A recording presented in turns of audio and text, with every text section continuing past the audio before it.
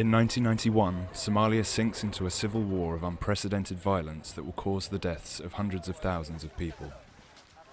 MSF begins a massive operation that lasts for more than 20 years, setting up clinics in displacement camps, opening nutrition centres, launching vaccination campaigns and supporting several hospitals.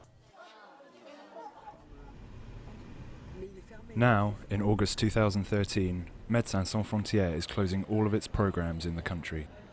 This decision comes after a long series of threats, kidnappings, violent attacks on staff and murders.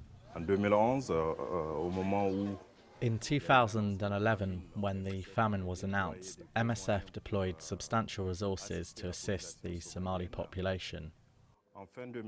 At the end of 2011, 2 colleagues who were in Mogadishu to provide assistance to this population were shot in cold blood.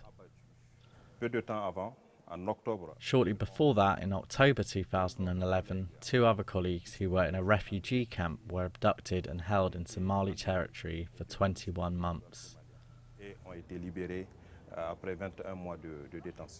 From 1997 until 2012, we lost 16 staff members. Nevertheless, MSF stayed in Somalia, negotiating tirelessly with various Somali authorities, armed groups or civilian leaders to ensure respect for its humanitarian work. But these same groups have sometimes tolerated and even participated in the attacks, killings and kidnappings of humanitarian workers, which now make MSF's work there impossible. The significant needs led us to accept unprecedented risks and substantial compromises to provide assistance to the Somali people.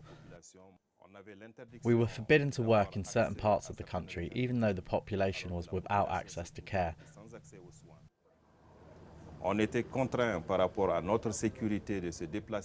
The security situation forced us to use armed escorts for staff movements, although this was not part of our normal practice. MSF can only intervene if its presence is accepted by all parties, and only if these parties commit themselves to respect the safety of patients and humanitarian workers. Today, these parties no longer offer this guarantee, and the Somali people are being deprived of the care they so desperately need.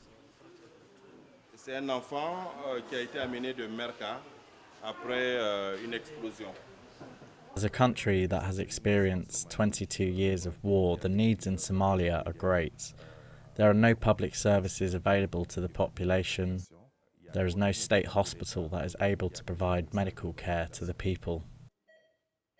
In 2012, MSF teams provided medical care for more than 41,000 patients, treated more than 30,000 malnourished children, vaccinated nearly 60,000 people, and helped to deliver more than 7,000 infants. Today, MSF continues to work in Somali refugee camps in Ethiopia and Kenya.